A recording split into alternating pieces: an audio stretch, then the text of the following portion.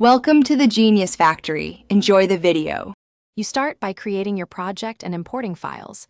This gets you into action immediately. Drag the green screen clip onto the timeline, then place the background underneath it on the second layer so you can see the compositing result. Once done, scrub the timeline to find a clean frame where the green is most uniform. Make sure to note any shadows or reflections now, because you will remove them in the next steps and you want a baseline to compare against. Apply the keyer effect to the clip, and you immediately get a first pass at removing green.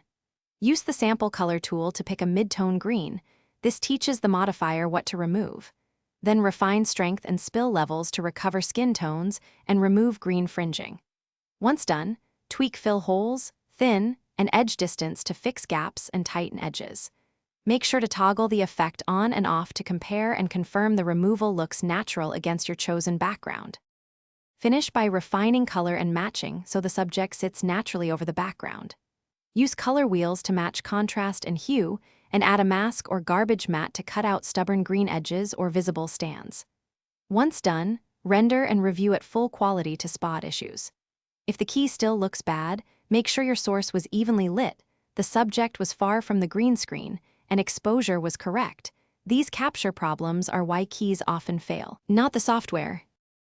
Thanks for watching. If you found this helpful, don't forget to like and subscribe.